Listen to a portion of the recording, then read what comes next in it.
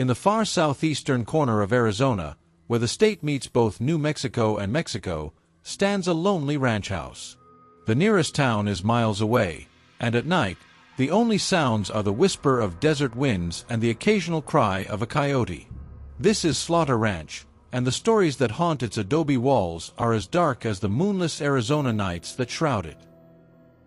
The man behind the legend. In the late 1800s, the Arizona Territory was still wild, untamed land where law and order were often just distant concepts. This was the domain of Texas John Slaughter, one of the most feared lawmen in the American Southwest. A former Confederate soldier, Texas Ranger, and eventual sheriff of Cochise County, Slaughter bought this remote property in 1884, transforming it into a fortress-like ranch that would serve as both his family home and a bulwark against the bandits who plagued the border region. The first tragedy. John Slaughter wasn't just any rancher. Standing only 5 feet 6 inches tall, what he lacked in height he made up for in reputation. They said he could shoot a playing card edge-on at 50 paces, and that he'd killed more men than he could count. His very name struck terror into the hearts of outlaws across the territory. Texas John don't arrest nobody, the saying went. He just sends 'em to Boot Hill.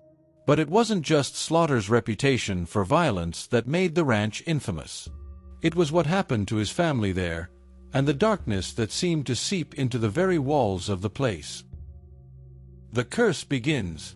The troubles began in the winter of 1891. The Slaughter family had grown comfortable in their remote home, despite its isolation. John's wife, Viola, had made the harsh desert property into a true oasis, complete with a garden and even a swimming pool, a rare luxury in those days. Their children played in the shade of mesquite trees, and the sound of laughter echoed across the desert. But one cold morning, their young daughter Addie fell ill with what seemed like a simple fever.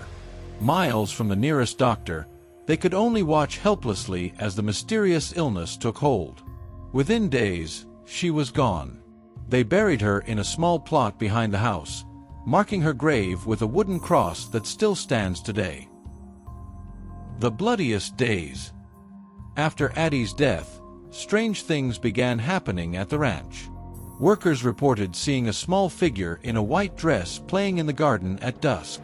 Others heard the sound of a child's laughter echoing through empty rooms. But these were just the beginning of the ranch's haunting. The Apache workers on the ranch began to whisper that the land itself was cursed. They spoke of ancient burial grounds and vengeful spirits disturbed by the ranch's construction. Some refused to stay after sunset, claiming they saw shadow figures moving against the desert sky, darker than the darkness itself. The legacy of violence. The ranch's darkest chapter came during the border wars. As sheriff, Slaughter used his property as a base of operations against the smugglers and bandits who plagued the region. Many confrontations ended in bloodshed, with bodies left to bake in the desert sun.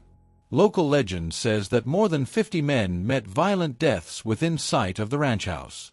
One particularly brutal gunfight in 1895 left 7 bandits dead in the ranch's courtyard.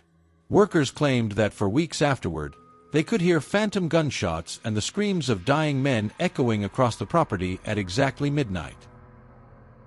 Modern hauntings. Even after Slaughter's death in 1922, the ranch's reputation for violence continued. During Prohibition, it became a key route for smugglers moving liquor across the border.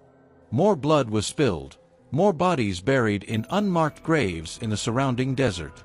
The property changed hands multiple times, but no owner seemed able to escape its dark history. Cattle would be found mutilated under mysterious circumstances. Horses would panic for no apparent reason.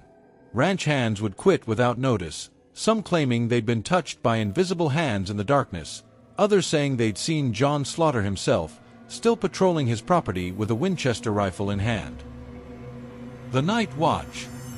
Today, Slaughter Ranch is a historic site, open to visitors who want to experience a piece of the Old West. But the haunting continues. Park rangers report unexplainable phenomena. Doors that lock and unlock themselves, the sound of spurs jingling down empty hallways, the smell of gunpowder appearing in rooms that haven't seen a firearm in decades. Most disturbing are the encounters with Addie's ghost. Visitors, especially children, report playing with a friendly little girl in an old-fashioned dress who disappears when adults approach. Others have captured mysterious orbs of light in photographs, always near Addie's grave. Closing. The most active time for supernatural activity is between midnight and 3 a.m., what paranormal investigators call the dead hours. Those who have spent the night at the ranch report a consistent pattern. First comes the sound of horses in distress, then phantom gunfire, and finally, the crying of a child. In 2018, a team of paranormal researchers captured EVP, electronic voice phenomena, recordings that seem to include both a child's laughter and a man's voice saying, "This is my land," in what experts claimed matched historical descriptions of John Slaughter's distinctive Texas drawl. Today, Slaughter Ranch stands as a monument to Arizona's wild frontier days, but also as a reminder that some places bear the weight of their history more heavily than others.